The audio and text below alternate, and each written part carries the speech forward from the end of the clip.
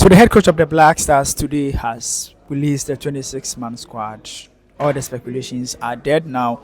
The squad has an interesting combinations. One which is the major key point is the absence of Andre Ayew. But before that, let me mention the squad to you so that you get to know the player. So he has the goalkeepers are Atizigi. So the goalkeepers are Atizigi, Joseph Wallacott, Frederick Asari of Kumasi Santokroko. The defenders are Joseph Mensah, Ebenezer Annan, Mohammed Salisu, Jerome Opoku, Abdul Momen, Alexander Jiku, Ali Duseidu, right back, Tariq Lamte, Mohammed Kudus, Enex Nuyama, Salis Abdul Samed, Ibrahim Suleimana, Thomas Partey, Tariq Lamte.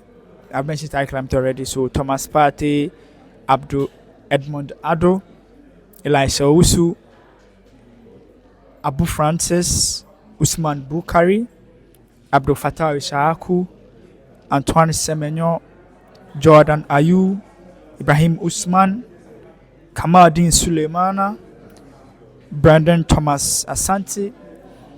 These are the players. So these are the 26-man squad that he has called. The biggest omission in the squad is obviously the absence of Andre Ayew. And he explained the reason why he didn't call Andre Ayew. I had a long talk with Andre, personal. I visited him and gave him the reasons why he's not in the squad at the moment. And I usually had it like this, that I don't talk too much about the players who are not in the squad, more about those who are in the squad. And for me, I can say I don't like I talk to players directly. I don't like to give information out about what we spoke about. So he's not part of the squad at the moment. Andre is, as everyone knows, a legend. He's a living legend of Ghana.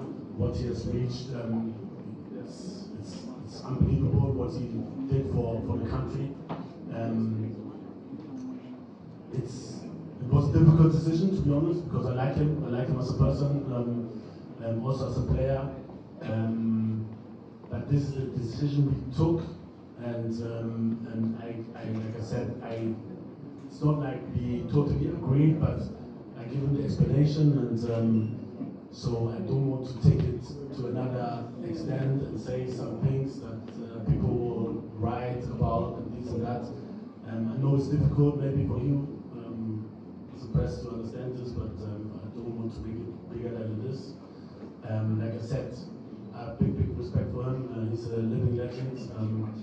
He holds a record in games playing for the national team. He has, achieved things that just a few players from Ghana has achieved, and it's very difficult to leave him out at the moment. But at the end, we as a coach have to take decisions. The best decision, what I think for the team, and this was one part of the decisions. So according to the head coach, the reason why he didn't call Andre Ayew, he can't really say it in the public, but he didn't call him because he has spoken with him, he has made him understand the reason why.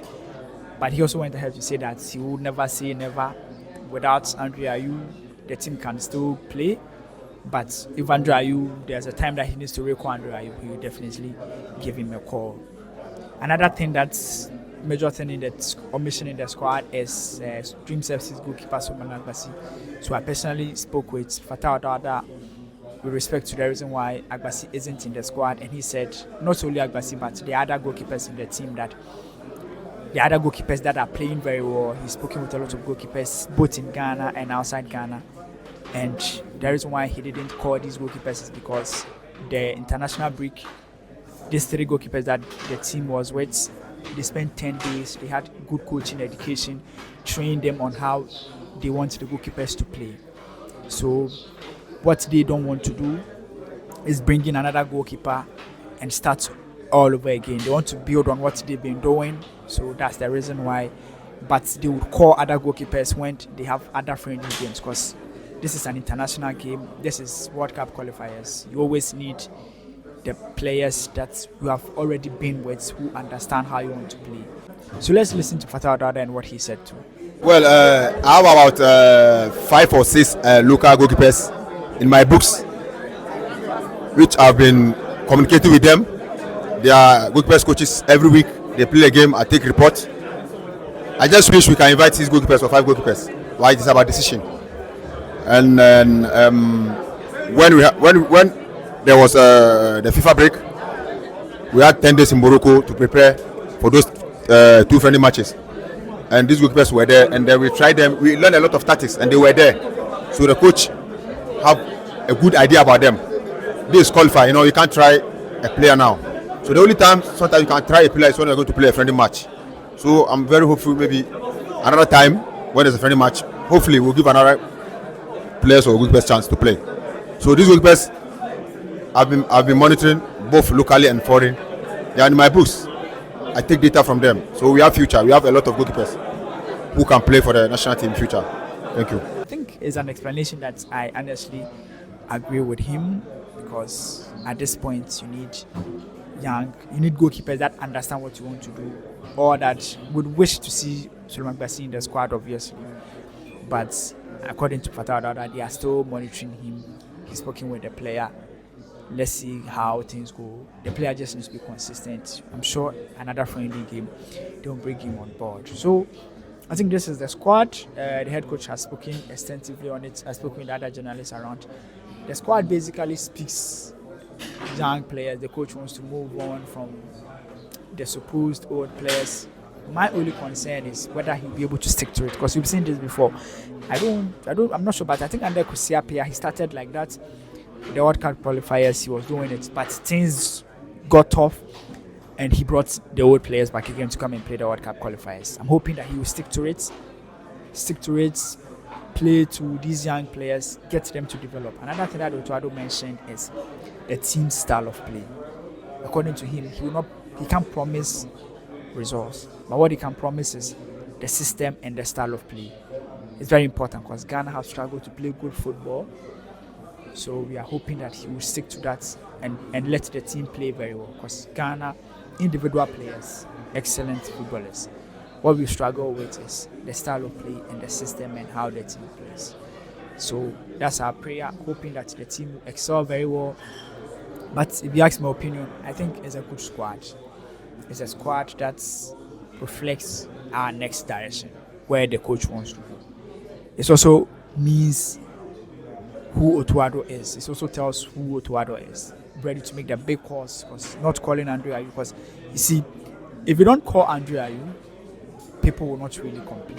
But if you're looking for the best time to call Andre Ayew, this would have been it, because the last periods he has been an excellent coach, an excellent footballer. His club side football has been excellent. So there will be no justification not to call him. So once you are not calling him, that means it's not for footballing reasons. So it's really a big call, and it's also sending a lot of signal to the other players that anybody can be dropped. In captaincy, he said Thomas Partey will captain it, because Thomas Partey is the assistant captain, and then the third captain is Richie Bofori, who hasn't been called again. In summary, it's been an interesting squad. If you ask me, there will be more developments. We'll be here to bring you all the updates. As usual, my name is Delsoka.